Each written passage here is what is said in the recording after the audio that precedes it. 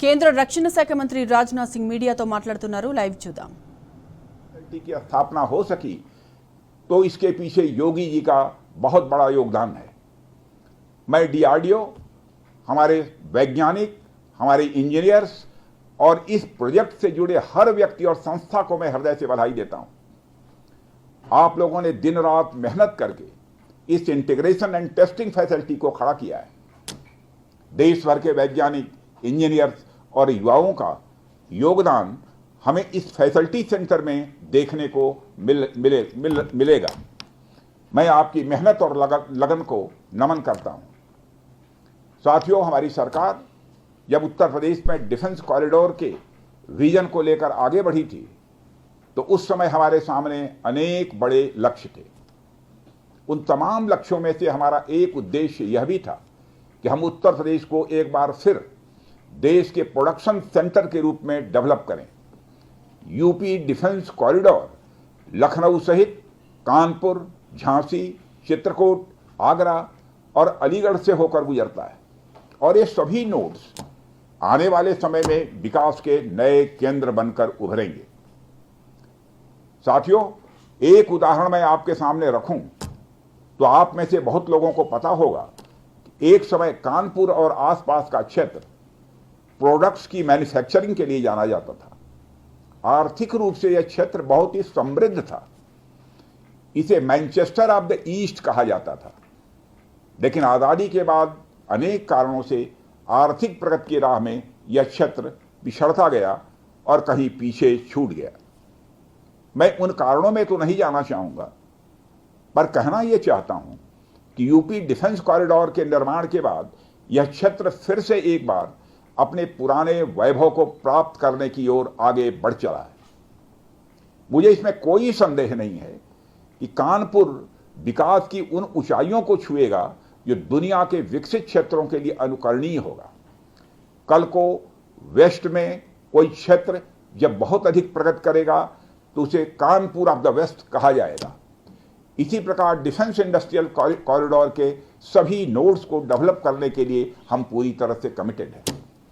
मुझे यह भी बतलाया गया है कि अभी उत्तर प्रदेश डिफेंस कॉरिडोर में aircraft manufacturing, UAV, drones, ammunitions, composite and critical materials, small arms, textile तथा पैरासूट आदि में मेजर इन्वेस्टमेंट किए गए हैं।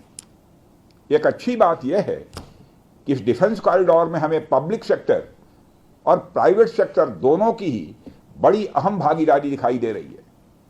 साथियों, जब मैं प्राइवेट सेक्टर की भागीदारी की बात कर रहा हूं तो मुझे यह बताते हुए बड़ी खुशी हो रही है कि लखनऊ में ही पीटीसी इंडस्ट्रीज लिमिटेड द्वारा titanium and super alloy material plants की शुरुआत की जा रही है।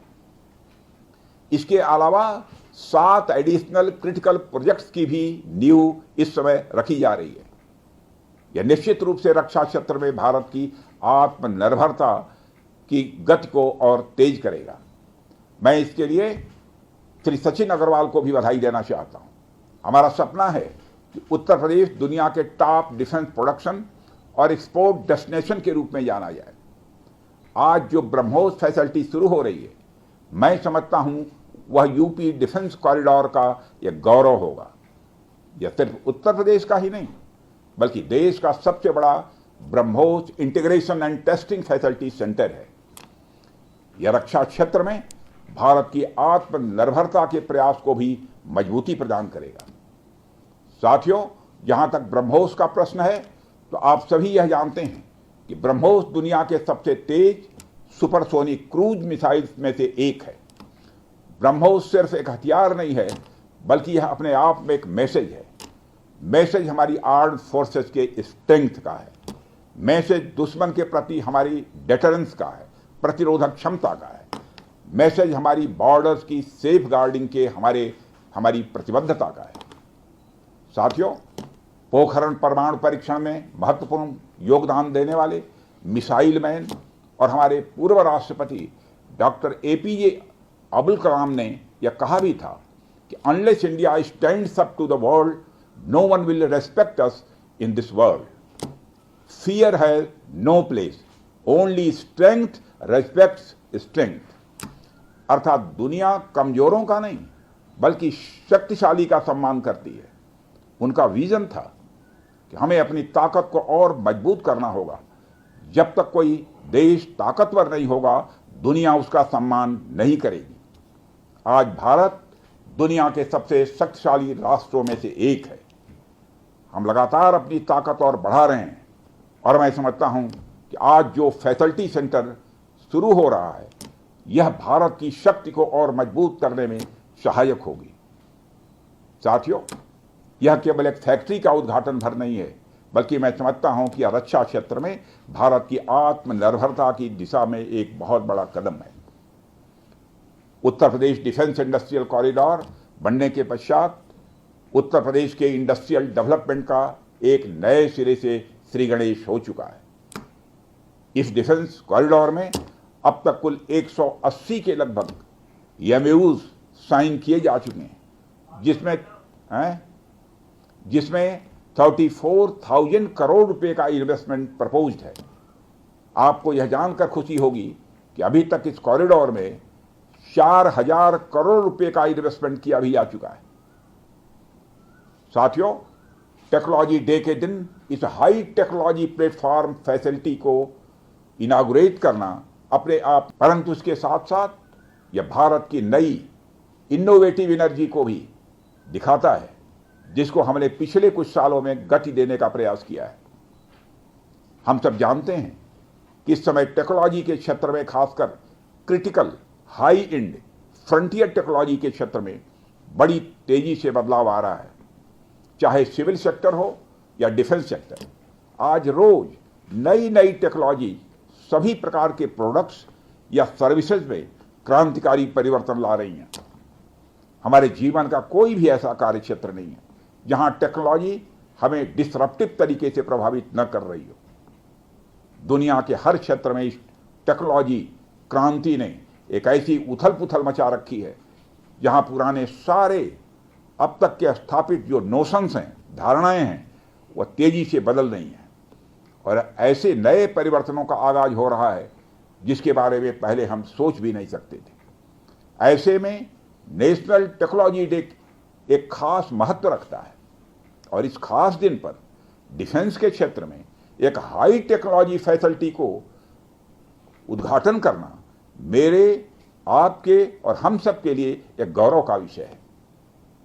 साथियों, ब्रह्मोस भारत और रूस के हाईएस्ट डिफेंस टेक्नोलॉजी का एक संगम है। जिस तरह हमारा उत्तर प्रदेश प्रयाग स्थित संगम के लिए दुनिया भर में जाना जाता है, उसी तरह आने वाले समय में लखनऊ भी इस टेक्नोलॉजी के संगम के लिए जाना जाएगा और यह संगम कई अनेक विशेषताओं को अपने अंदर समाहित करता है। आने वाले समय में यह रोजगार के सीधे यानी डायरेक्ट और इनडायरेक्ट अवसर पैदा करेगा। मुझे यह भी विश्वास है कि आने वाले समय में यह क्षेत्र एक ग्रोथ पोल के रूप में उभर कर सामने आएगा। साथियों, ब्रह्मोस जैसे कॉम्प्लेक्स सिस्टम की एक खास विशेषता होती है और यह सिस्टम अनेक प्रकार के सब सिस्टम, कंपोनेंट्स और पार्ट्स से बने होते हैं जिन्हें किसी भी एक जगह पर निर्मित करना संभव नहीं होता। यह सभी अलग अलग पार्ट्स इतने विशेष होते हैं, स्पेशलाइज्ड होते हैं, इनमें से हर एक को बनाने के लिए हाईली स्किल्ड मैन पावर और हाई टेक्नोलॉजी वाले हथियार, औजार, टूल्स की आवश्यकता होती है। आपको मैं यह बताना चाहूंगा कि हमारी डिफेंस इंडस्ट्री के अंदर देश भर में, चाहे वह डीपीएसयू हो या प्राइवेट सेक्टर की इंडस्ट्रियल यूनिट्स हो या जहां भी स्थापित होती हैं, वहां अपने साथ साथ एमएसएमई यानी छोटी औद्योगिक इकाइयों का एक एंसिलरी इंडस्ट्रियल बेस भी निर्मित करती हैं और इन एंसिलरी इंडस्ट्रियल बेस से पूरे इलाके का एक सामाजिक आर्थिक विकास होता है। मेरा मानना है कि यह फैसिलिटी सेंटर भी वही भूमिका निभाएगा। और साथियों, जैसा कि आप सब जानते हैं, चाहे भारत सरकार हो या राज्य सरकार, हमारी नीति एकदम साफ है। Make in India, make forward. हमारे लिए रक्षा क्षेत्र में आत्मनिर्भरता का अर्थ बहुत व्यापक है। हम इस विचार के साथ आगे बढ़ रहे हैं कि हमें खुद के लिए तो आर्म्स एंड इक्विपमेंट बनाना ही है, साथ ही साथ में पूरी दुनिया को एक्सपोर्ट भी करना है। साथियों, दुनिया की मिलिट्री मार्केट में अपार संभावनाएं हैं। हाल ही में मैं Stockholm international peace research institute की एक रिपोर्ट पढ़ रहा था। उसमें उन्होंने यह बताया है कि वर्ल्ड मिलिट्री एक्सपेंडिचर 2024 में बढ़कर $2,718 बिलियन हो गया है। आप सोचिए, आर्म्स एंड इक्विपमेंट का इतना बड़ा मार्केट हमारी राह देख रहा है।